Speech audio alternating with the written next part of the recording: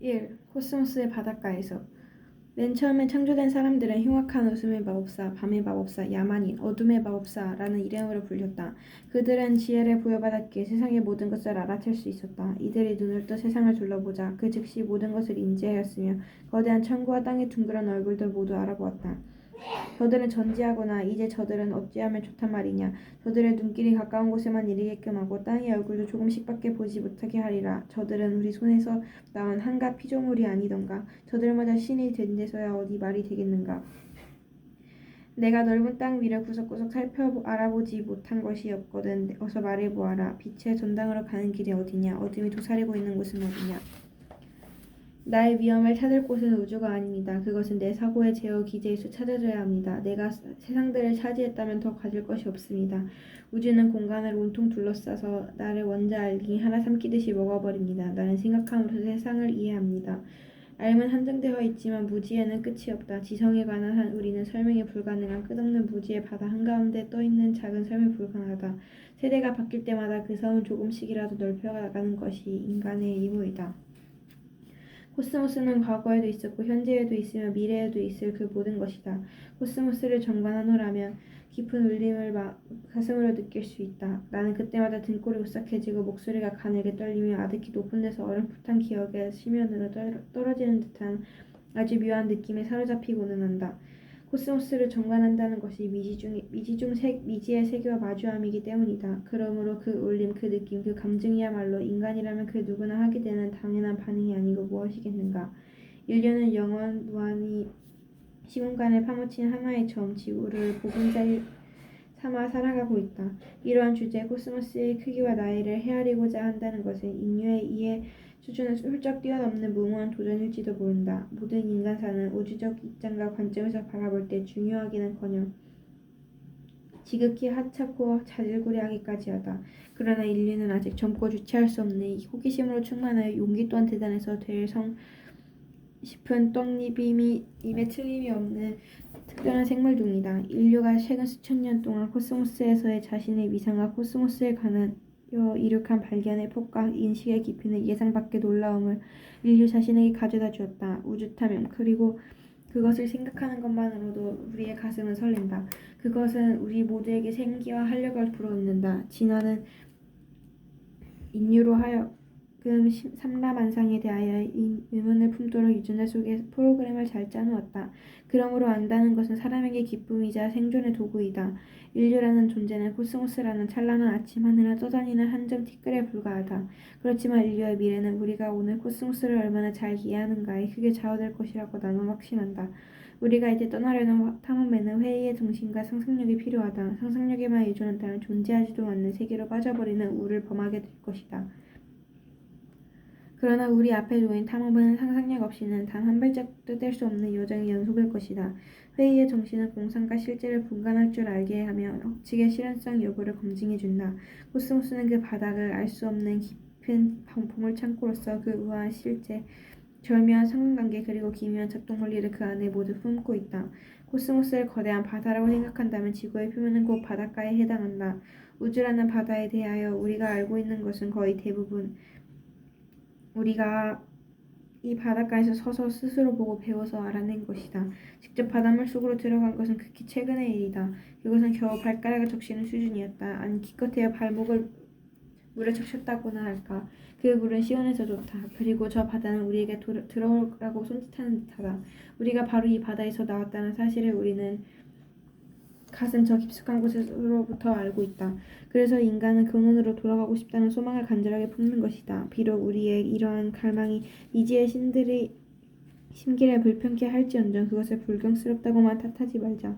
코스모스는 너무 거대하여 우리가 통상 사용하는 길이 단위 미터나 마일로는 도무지 크기를 가늠할 수 없다. 미터나 마일은 지상에서 쓰기에 편리하도록 고안된 단위일 뿐이다. 천문학에서는 그 대신 빛의 빠른 속도를 이용할 거리를 잰다. 빛은 1초에 약 18만 6천 마일 또는 거의 30만 킬로미터, 즉 지구 7바퀴를 돈다. 빛은 태양에서 지구까지 8분이면 온다. 그러므로 태양은 지구에서 약 8광분만큼 떨어져 있다. 빛은 1년이면 10조 킬로미터, 약 6조 마일을 간다. 천문학자들은 빛이 1년 동안 지나간 거리를 하나의 단위로 삼아 1광년이라고 부른다. 광년은 시간을 재는 단위가 아니라 거리를, 그것도 엄청나게 먼 거리를 재는 단위이다. 지구는 우주에서 결코 유일무이한 장소라고 할 수 없다. 그렇다고 해서 우주 어디서나 볼 수 있는 아주 전형적인 곳은 더더욱 아니다. 행성이나 별이나 은하를 전형적인 곳이라고 할 수 없는 까닭은 코스모스의 대부분이 텅 빈 공간이기 때문이다. 코스모스에서 일반적인 곳이라 할 만한 곳은 저 광대하고 냉랭하고 어디로 가나 텅 비어있으며 끝없는 밤으로 채워진 은하 사이의 공간이다. 그 공간은 참으로 괴이하고 외로운 곳이라서 그곳에 있는 행성과 별과 은하들이 가슴 시리도록 귀하고 아름다워 보인다. 코스모스의 어느 한 구석을 무작위로 찍는다고 했을 때 그것이 운 좋게 행성 바로 위나 근처의 확률은 10의 마이너스 33승이다. 우리가 살면서 일어날 확률이 그렇게 낮은 일이 일어나는 것을 본다면 우리는 그 일에 매혹될 수밖에 없을 것이다. 이런 의미에서 사람이 살고 있는 이 세상은 참으로 고귀한 것이라고 단언할 수 있다. 은하와 은하 사이의 공간에서 본다면 바다 물결의 흰 거품처럼 헤아릴 수도 없이 많은 희미하고 가늘픈 동글성 모양의 빗줄기가 암흑을 배경으로 떠있는 것이 보일 것이다. 이것들이 은하다. 이들 중에는 홀로 떠다니는 고독한 녀석도 있지만 대부분은 은하단이라는 집단을 이루며 한데 어우러져 거대한 코스모스의 암흑 속을 끝없이 떠다닌다. 이것이 우리가 아는 코스모스의 가장 거시적인 모습이며 여기가 바로 성운들의 세계이다. 지구에서 80억 광년 떨어진 곳, 우리가 우주의 중간쯤으로 알고 있는 머나먼 저곳의 성운들의 세상이란 말이야. 은하는 기체와 티끌과 별로 이루어져 있다. 수십억 개에 이르는 별들은 무더기로 모여 은하를 이룬다. 별 하나하나가 누군가에게는 태양일 수도 있다. 그러므로 은하 안에는 별들이 있고 세계가 있고 아마도 각종 생명이 번성한 자연계가 있고 지능을 소유한 고등 생물의 집단이 있으며 우주여행을 자유자재로 할 수 있는 고도의 문명 사회들도 있을 것이다. 그러나 이처럼 은하를 멀리서 바라보면 은하가 아기자기한 것들을 모아놓은 하나의 예술작품으로 보인다. 그것은 종이 껍데기나 산호조각처럼 코스모스라는 바다에서 자연이 영겁의 세월에 걸쳐 조탁하여 만들어낸 예술품이다. 우주에는 은하가 대략 1000억 개 있고 각각의 은하에는 저마다 평균 1000억 개의 별이 있다. 모든 은하를 다 합치면 별의 수는 10의 11승 곱하기 10의 11승은 10의 22승이나 된다. 게다가 각 은하에는 적어도 별의 수만큼의 행성들이 있을 것이다. 이토록 어마어마한 수의 별들 중에는 생명이 사는 행성을 아주 평범한 별인 우리의 태양만이 거느린 가능성은 얼마나 될까? 코스모스의 어느 한 구석에 숨은 뜻이 박혀있는 우리에게만 어찌 그런 행운이 찾아올 수 있었을까? 우리의 특별한 행운을 생각하는 것보다 우주가 생명으로 그득그득 넘쳐난다고 생각하는 편이 훨씬 더 그럴듯하다. 그러나 그것이 사실인지 아닌지는 우리는 아직 모른다. 우리는 이것을 알아내기 위한 탐험을 이제 막 시작했을 뿐이다. 80억 광년쯤 떨어져 있는 곳에서는 우리 은하가 속해 있는 은하단이 있는지도 확인하기 힘들다. 그러니 태양이나 지구는 더 말할 나위 있겠는가. 그러나 현재까지 우리가 생명이 서식한다고 알고 있는 행성은 지구밖에 없다. 그렇지만 지구는 암석과 금속으로 이루어진 조그만 바위덩어리에 불과하다. 간신히 태양빛을 반사하고 있기에 조금만 멀리 떨어져도 그 존재를 알아볼 수 없다. 그러나 우리의 코스모스 항해는 지구의 천문학자들이 국부은하군이라고 부르는 곳에 곧 다다른다. 국부은하군은 지름이 몇백만 광년 정도 되고 10에서 20개의 은하들로 이루어져 있다. 그 중에 유별나지 않은 아주 소박한 은하단이 하나 있다. 그리고 그 안에 M31이라는 은하가 있는데 지구 안에서는 안드로메다 자리에서 관측된다. M31은 별과 티끌과 기체가 모여서 거대한 바람개비 모양을 하고 있는 나선 은하로서 작은 의성 은하를 둘 거느리고 있다. 이 두 개의 외소 타원 은하를 붙들고 있는 힘이 중력인데 나를 의자에 앉아있도록 붙들어주는 힘도 중력이다. 우주 어디에서나 똑같은 자연 법칙이 성립하는 것이다. 이제 우리의 여행은 지구로부터 200만 광년의 거리를 통과했다. M31 너머로 그와 비슷한 모양의 나선 은하가 하나 더 있다. 그것은 나선팔을 천천히 2억 5천만 년마다 한 번씩 돌리는 바로 우리 은하수 은하이다. 이제 우리는 인류의 보금자리 지구에서 4만 광년쯤 떨어진 곳에 와 있다.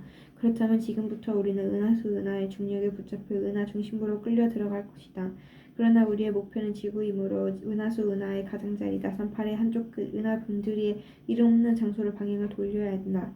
나선팔 안은 물론이고 나선팔과 나선팔 사이를 지나다 보면 스스로 빛을 내는 별들이 모인 지극히 아름다운 집단들이 우리에게 깊은 인상을 남기고 우리 곁을 스쳐간다. 그 집단들 중에는 비눗방울처럼 가늘프게 생겼으며 태양 1만 개 또는 지구 1쪽에나 들어갈 수 있을 만큼 어마어마하게 큰 것들이 있다.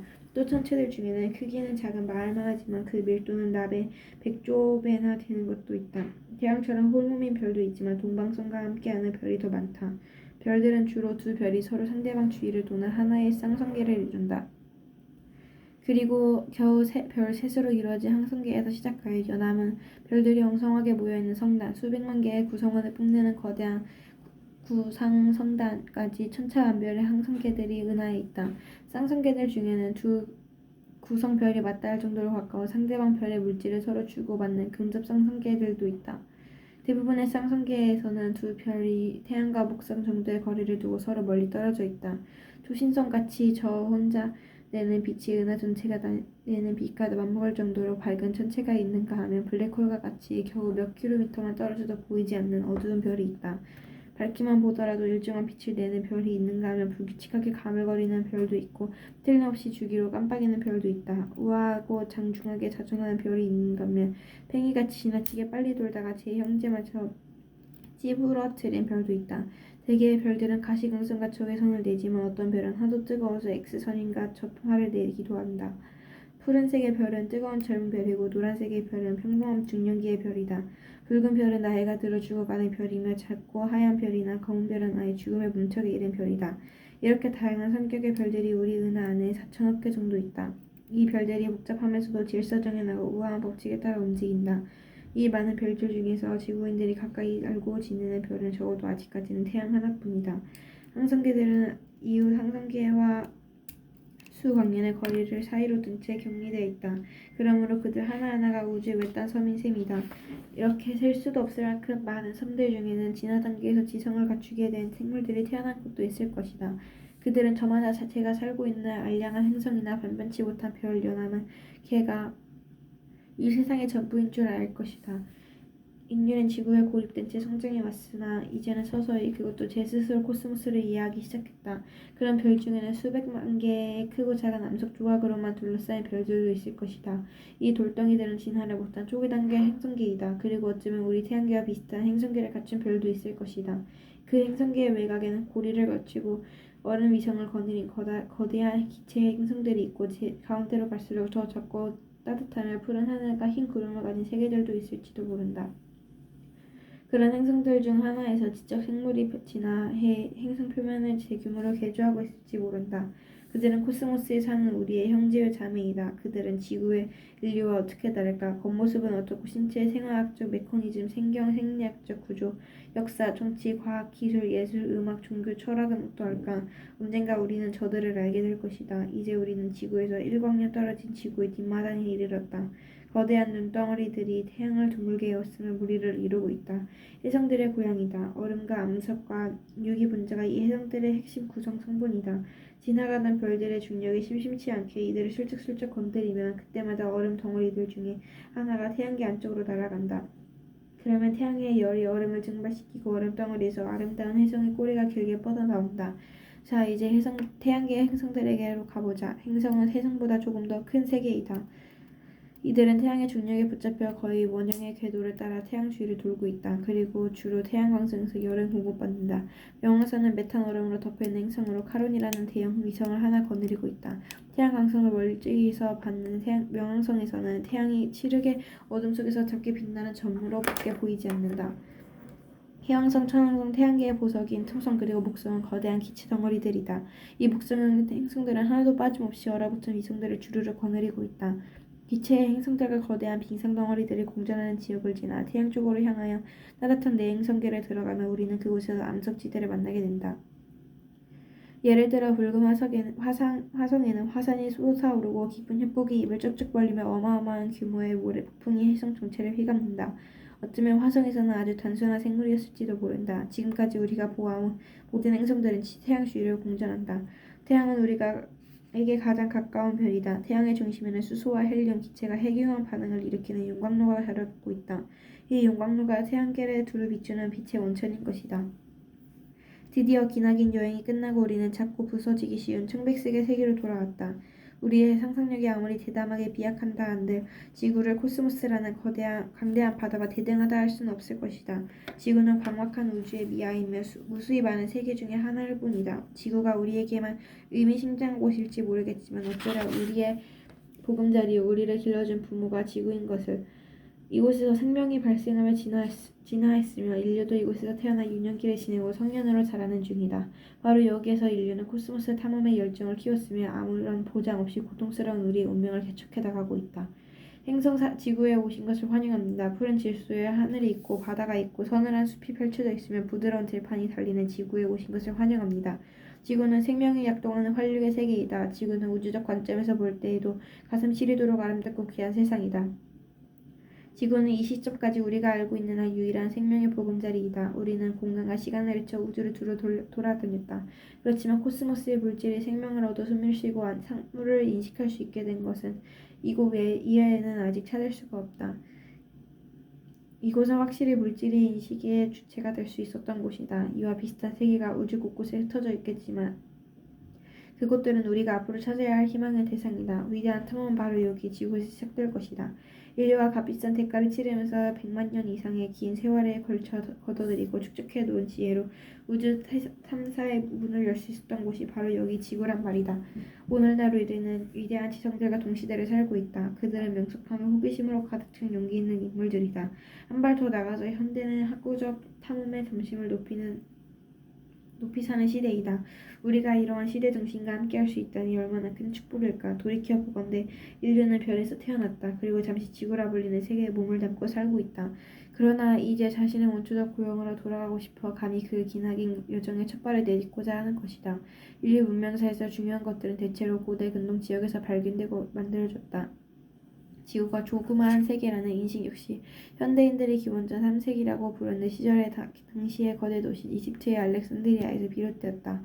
그 무렵 알렉산드리아에는 에라토스테네스라는 인물이 살고 있었다. 그를 시기하고 경쟁의 상대로 여겼던 어떤 사람은 그를 베타라고 불렀다고 합니다. 베타는 알다시피 그리스어 알파벳의 두 번째 글자이다. 에라토스테네스는 무슨 일을 하든 그 분야에서 여지없이 세계 둘째가는 사람이기 때문에 베타라는 이름으로 불렸다는 것이다. 그러나 에라토스테네스가 손을 댄 건 거의 모든 분야에서 그는 베타가 아니라 아주 확실한 알파였다. 에라토스테네스는 천문학자이자 역사학자, 지리학자, 철학자, 시인, 연극 폭력자였으며 수학자였다. 천문학에서 시작하여 고통으로부터의 자유까지 그가 쓴 책의 제목만 봐도 그의 관심이 광범위하고 다양했음을 알 수 있다. 그는 또한 유명한 알렉산드리아 도서관을 책임진 도서관장이었다. 어느 날 거기서 그는 파피루스 책에 다음과 같은 내용이 적혀있는 것을 보았다.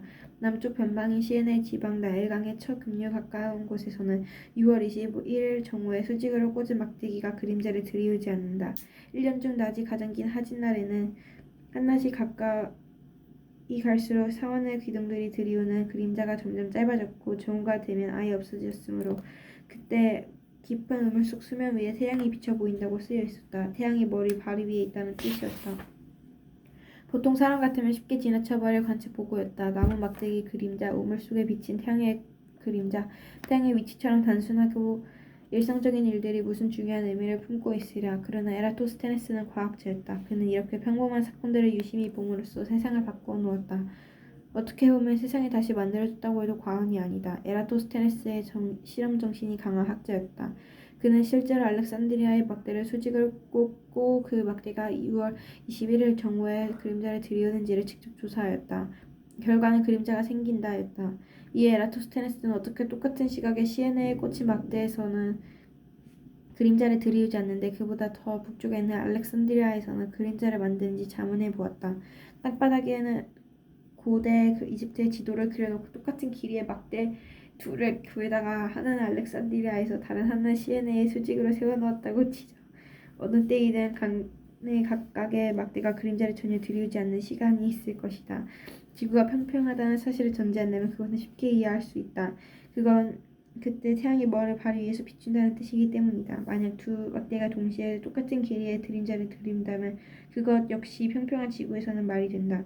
태양 광선이 두 막대를 비스듬히 쪼이되 그 비추는 각도가 똑같다는 뜻이다. 그러나 같은 시에네 막대에서는 그림자가 생기지 않는데 알렉산드리아에서는 그림자가 생기는 것은 무엇 때문일까? 에라토스테네스가 보아하니 나올 수 있는 유일한 해답은 지구의 표면이 곡면이라는 것이었다.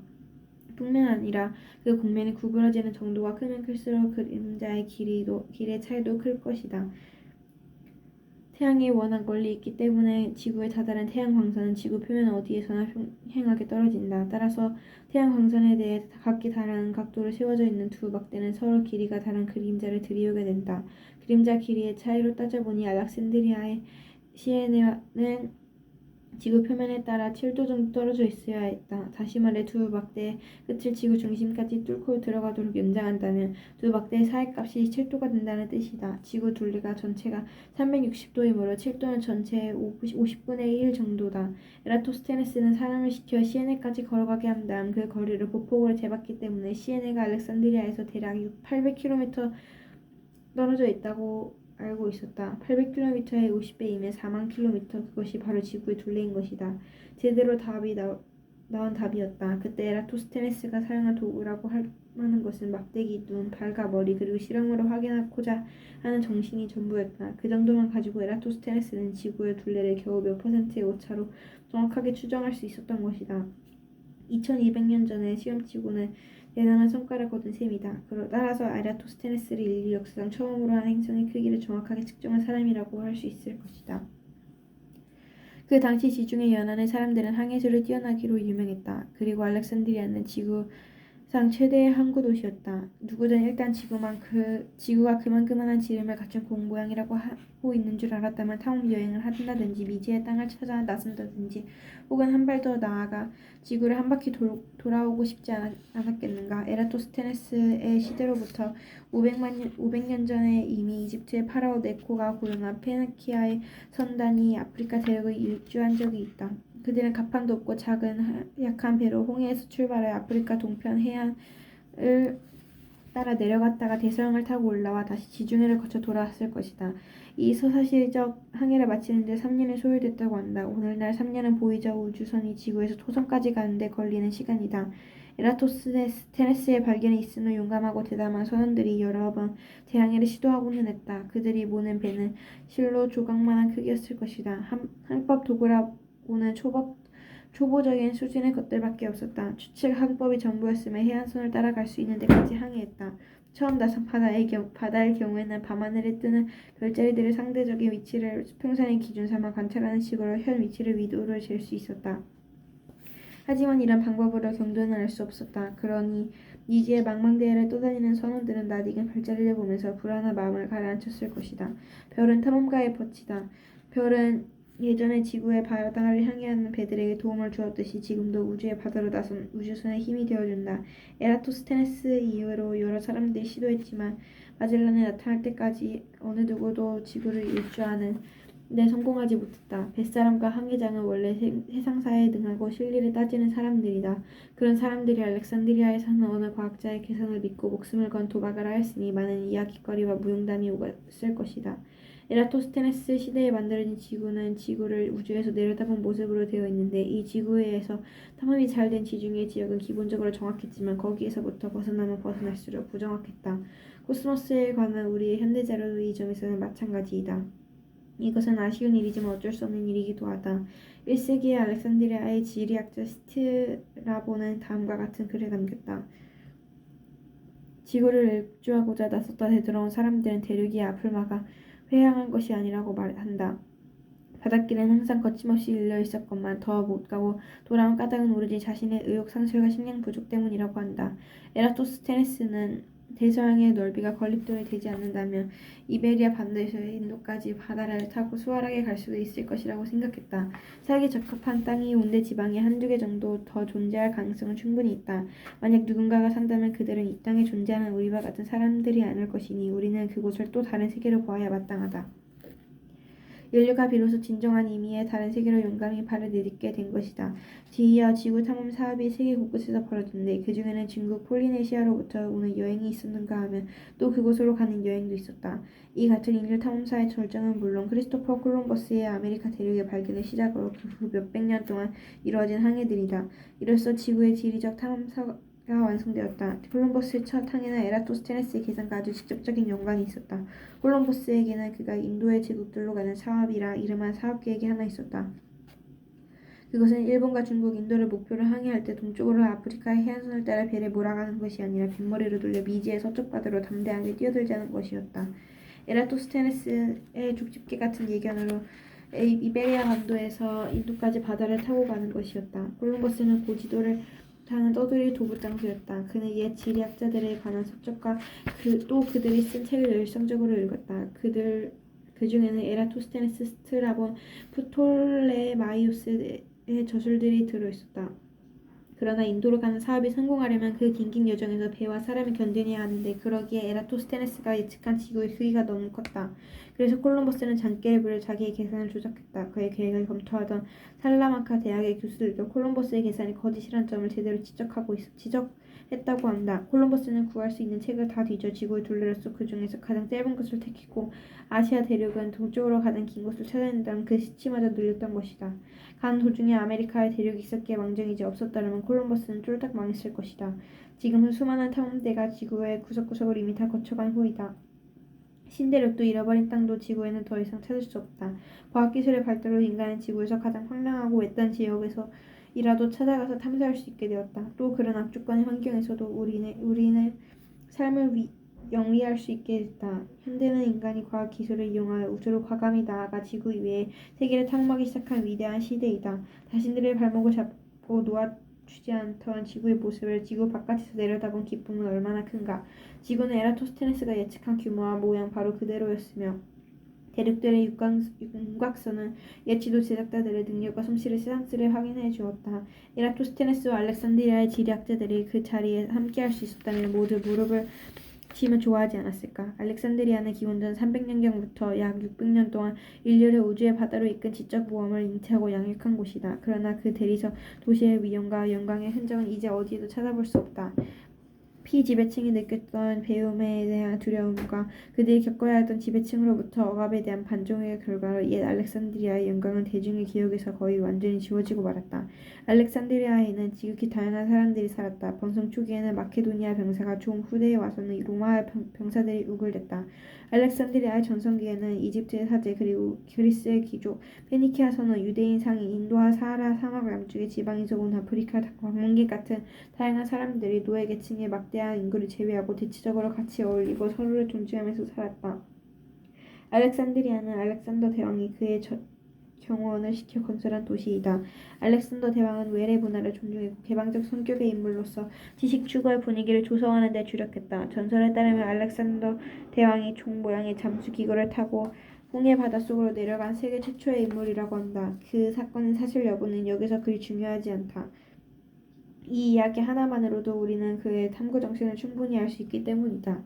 알렉산더 대왕은 자기 수하의 장군들과 병사들이 페르시아나 인도의 여인들과 혼인하기를 권장했다. 그는 다른 나라의 신도 존중했으며 이국적이고 기이한 동물들을 수집했다. 스승인 아리스토텔레스에게는 코끼리를 선물하기도 했다.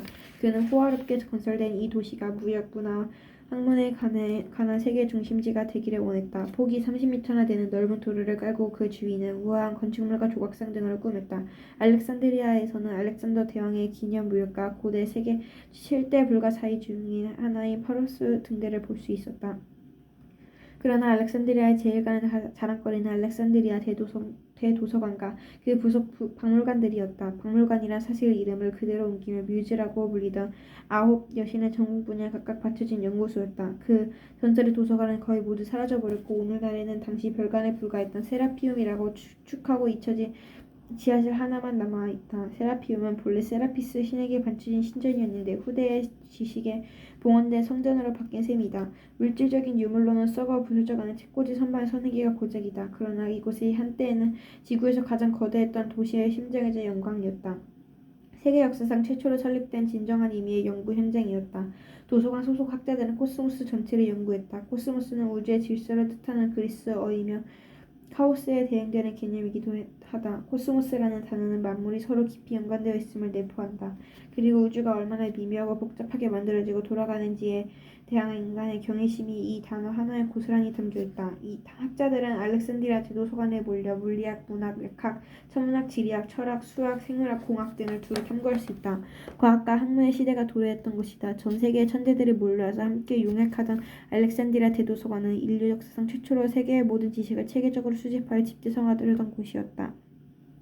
알렉산드리아 대도서관에서 활동한 학자들 중에서 에라토스테네스 이외에도 별자리 지도를 작성하고 별의 밝기를 추정한 히파르코스가 있었고, 기하학을 명쾌하게 체계하고 어려운 수학 문제를 끙끙거리던 임금에게 기하학에는 왕도가 없습니다 라는 말을 건넨 유명한 유클리드가 있다.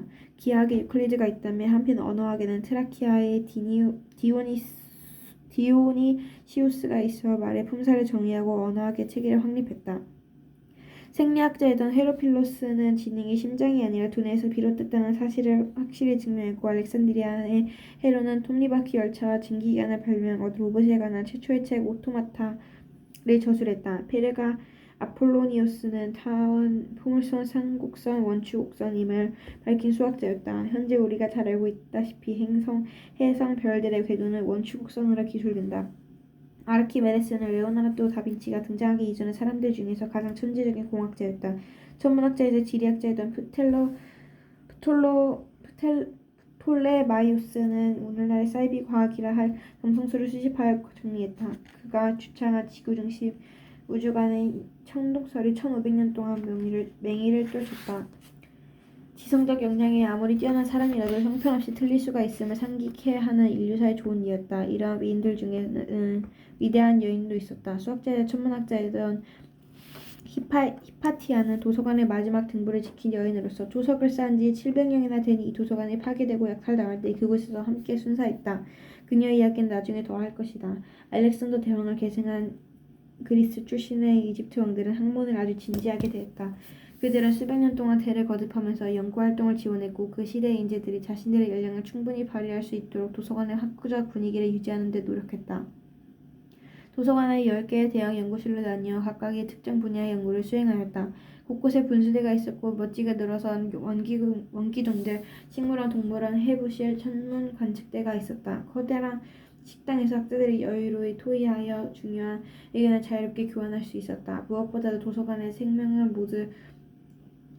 모아놓은 책이 있다. 도서관 관계자들은 세상의 모든 문화와 모든 언어를 샅샅이 뒤졌다. 사람들은 해외로 보내서 책을 사들였고 장소를 확증해 갔다. 알렉산드리아의 정박한 상선은 관리의 검문을 받았는데, 검문의 목적은 밀수품 적발이 아니라 책 찾기에 있었다. 책 두루마리가 발견되면 즉시 빌려다가 베낀 뒤 사본은 도서관에 보관하고 원본은 주인에게 돌려주었다. 정확한 수치를 어림하긴 어렵지만 알렉산드리아의 도서관에는 일일이 손으로 쓴 파피루스 두루마리 책이 50만여 권 있었을 것으로 추정된다. 그 많던 책들은 다 어떻게 됐는가? 알렉산드리아와 그 대도서관을 낳은 고전 문명이 붕괴되면서 도서관도 서서히 파괴되어 갔다. 장서의 극히 일부만이 후세로 전해졌고, 그나마 남은 것도 사방으로 흩어져서 고작 글 몇 줄, 종이 몇 조각이 현재까지 남아있는 것들의 전부이다. 그러므로 그렇게 남은 몇 줄의 문장이나 종이 조각을 읽은 사람은 누구나 애를 태우며 안타까울 수밖에 없다. 한 예로 우리가 알고 있는 바에 따르면 알렉산드리아 도서관에 서가 있는 사모스의 아리스타르코스라는 천문학자가 쓴 책이 한때 수정되어 있었다고 한다. 그는 지구도 하나의 행성으로서 여타의 행성처럼 태양 주위를 공전한다고 주장했으며, 별들이 대단한 멀리 떨어져 있는 천체라는 사실을 알고 있었다고 한다. 그가 내린 결론은 모두 다 옳았지만 이 사실을 재발견하기까지 인류는 거의 2000년의 세월을 더 기다려야만 했다. 아리스타르코스의 업적이 되었기에 느끼게 되는 우리의 애석함에 10만 배를 곱하면 고전 문명을 일으켰던 업적과 숭고함과 그의 파괴가 얼마나 큰 비극을 인류에게 안겨주었는지 아주 조금은 알 수 있을 것이다. 현대의 과학은 고대 세계가 알고 있던 과학의 수준을 넘어선 지 오래다. 그러나 우리의 역사적 자료에는 메울 수 없는 공백이 이가 빠진 듯 여기저기 뚫려 있다. 알렉산드리아 도서관에 도서 대여증 하나만 남아 있었다면 과거의 수수께끼들을 많이 발견해낼 수 있었을 터인데 하는 생각을 하면 참으로 안타깝기가 이를 데가 없다. 알렉산드리아 도서관에는 바빌론의 사제인 베르소스가 쓴 3권짜리 세계사가 있었다고 전해졌는데, 실제 작품은 오늘날 세계 어디에서도 찾아볼 수 없다. 천지창조부터 대홍수까지 다루는 제1권에서 베르소스는 그 기간을 43만 2천 년을 잡았다. 그것은 구약성서의 연대기보다 100여 배나 더 긴 기간이다. 나는 그 책에 무엇이 적혀 있었는지가 궁금해서 지금도 견딜 수가 없다. 고대인들은 세계가 아주 오래됐다는 사실을 알고 있었다. 그래서 먼 과거까지 들여다보고자 했던 것이다. 이제 우리는 우주가 옛사람들이 상상할 수 있었던 것보다 훨씬 더 오래됐음을 알고 있다. 인류는 지구 바깥으로 나서서 우주를 관찰할 수 있게 되었다. 그 결과 우리는 한 점 티끌 위에 살고 있고 그 티끌은 그저 그렇고 그런 별들의 주변을 돌며 또 그 별은 보잘것없는 어느 은하에 외진 한 기퉁이에 틀박혀 있음을 알게 됐다. 우리의 존재가 무한한 공간 속의 한 점이라면 흐르는 시간 속에서도 찰나의 순간밖에 차지하지 못한다. 이제 우리는 우주의 나이가 적어도 가장 최근에 부활한 우주가 약 150억에서 200억 년 되었다는 사실을 안다. 이것은 대폭발 또는 빅뱅이라고 불리는 시점에서부터 계산한 우주의 나이다. 우주가 처음 생겼을 때에는 은하도 별도 행성도 없었다. 생명도 문명도 없이 그저 휘황한 불덩이가 우주 공간을 균일하게 채우고 있었을 뿐이다. 대폭발의 혼돈으로부터 이제 막 우리가 깨닫기 시작한 조화의 코스모스로 이어지기까지 우주가 밟아온 지난해 과정은 물질과 에너지의 멋진 상호변환이었다. 이 지극히 숭고한 전환의 과정을 엿볼 수 있음을 인류사에서 현대인만이 누릴 수 있는 특권임을 깨달아야 한다. 그리고 우주 어딘가에서 우리보다 지능이 더 높은 생물을 찾을 때까지 우리 인류야말로 우주가 내놓은 가장 눈부신 변환의 결과물이라고 할 수 있을 것이다. 인류는 대폭발의 아득히 먼 후손이다. 우리는 코스모스에서 나왔다. 그리고 코스모스를 알고자 더불어 코스모스를 변화시키고자 태어난 존재이다.